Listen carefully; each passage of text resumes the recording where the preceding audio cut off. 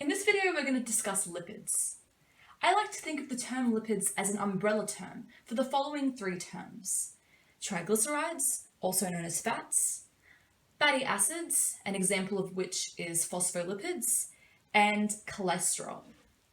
So let's first of all take a look at fatty acids, as that's what we're going to focus on in this video.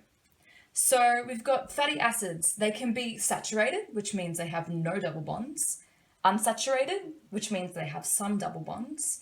And it's important to note that unsaturated fatty acids are easy to digest, so that's what we want to see more of in a person's diet.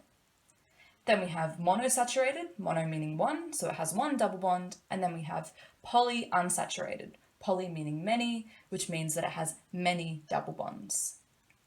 So now we've looked at the different types of fatty acids. Let's take a look at the cell membrane, which is where phospholipids are located, and also cholesterol.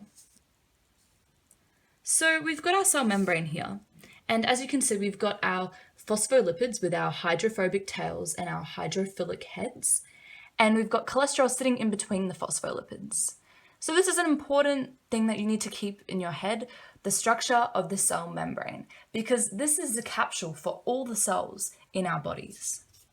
So let's take a look at a question about fatty acids. So the question is, how do fatty acids affect membrane fluidity? So basically, if a fatty acid is long, it'll make the cell membrane stiff. And if it is saturated, meaning it has no double bonds, it will also make the membrane stiff. And the opposite is true. So what I would do is remember what I've highlighted in yellow and remember that the opposite is true. Another question is, how does the presence of cholesterol affect the cell membrane? As you can see, cholesterol has embedded itself in between the phospholipids.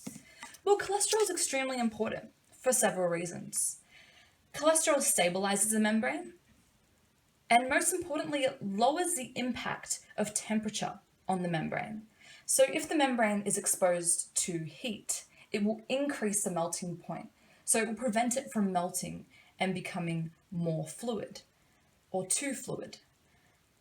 In the cold, it will prevent clustering and stiffening so that the membrane is not too stiff and still maintains fluidity. And that's the basics that you need to know about lipids for biological chemistry.